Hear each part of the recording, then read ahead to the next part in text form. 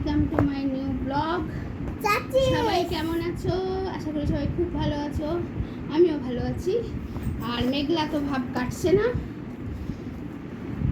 তো এখন বই গোছানোর পালা।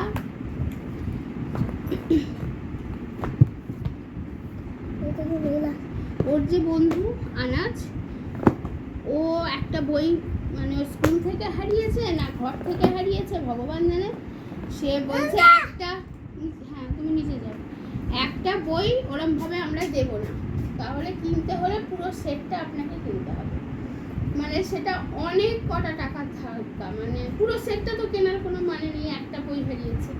সে আমার বই নিয়ে জেরক্স করে তারপর আমার বিভৎস ভয়, ওই জন্য আমি সব সময় আমি ভিডিও করছি যে যাতে কোনো কিছু আমি যাতে ইয়ে করতে না পারি যে না আমি বই দিয়েছি।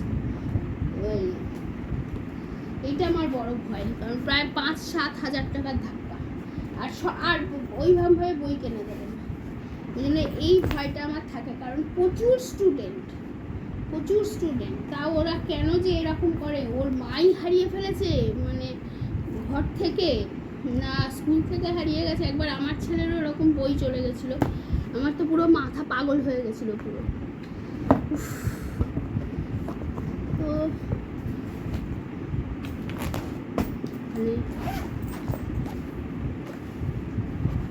কালকে আনাজের বাড়ি গেছে, গিয়ে বেলুনগুলো নিয়ে এসেছে। কোনো মানে হয়? আমি এগুলো ওকে দেখাইনি, দেখালে এখন দেখতে হবে। আর এত মেঘলা আকাশ, হালকা হালকা বৃষ্টি হচ্ছে, তাও গরম কমছে। আর আজকে একটু ম্যাগি করে দিলাম টিফিনে, যাতে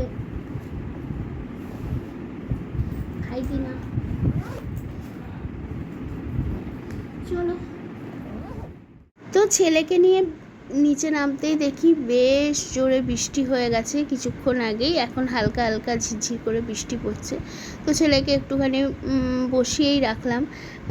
আর এদিকে রান্নাঘরে তো পিসি রান্না করছে। আর জানো এখন বিশ্বকাপ শুরু হয়েছে, তো সব বাড়িতেই তো খেলা চলছে।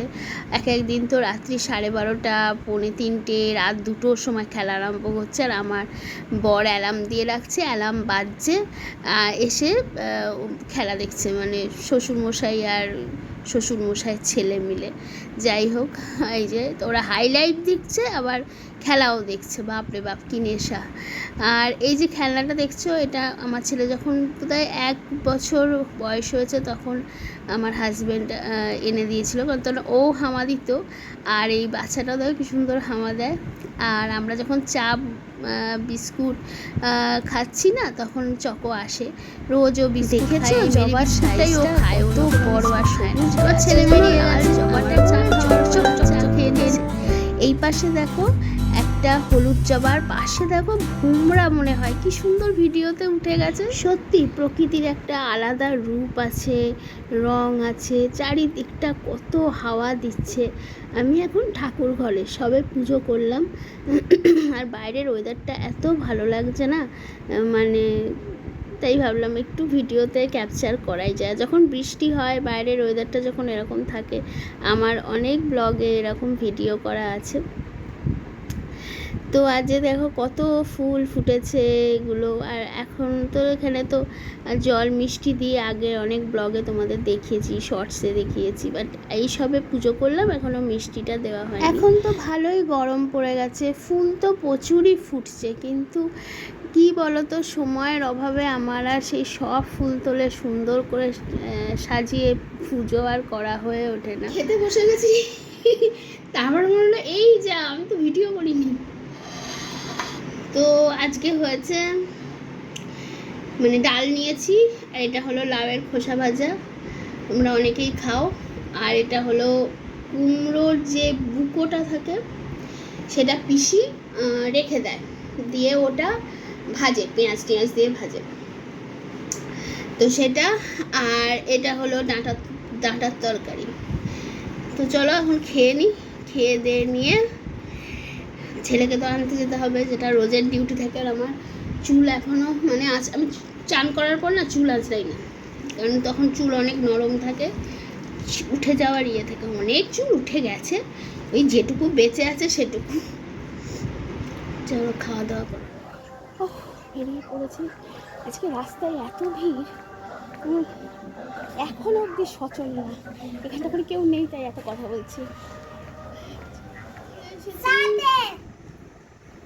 প্রায় 10-15 মিনিট হয়ে গেল, আর এবার ড্রেস চেঞ্জ করে ফেলবো। ওই জন্য একটা শর্টস আমি রোজই দিই, যারা আমাকে ফলো করো বা আমাকে দেখো, দুজন হলেও তো দেখো, তো আমি শর্টস বানাই রোজ, আর ব্লগ মাঝে মাঝে দিই। আর আমার ছেলে এখনো ছাড়ো, দেখো ওইগুলো এটা নিয়ে খেলেই যাচ্ছে। সেই ছোটবেলায় ওর বাবা ওকে এনে দিয়েছিল।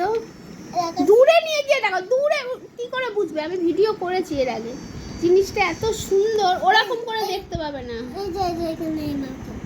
এই দেখো কি সুন্দর না? তুমি এরকম করে হামা দিতে তো, হ্যাঁ রেখে দাও। এবার ব্যাটারি শেষ হয়ে যাবে। এমন অবস্থা করেছিল এটা, মানে চলছিল না। ওর বাবা কালকে রাত্রিবেলা বসে বসে এটা ঠিক করেছে। আমার কাঁধে থাক, তোমার কোনো আছে কেন সুন্দর লাগে, হাতে থাকা আছে।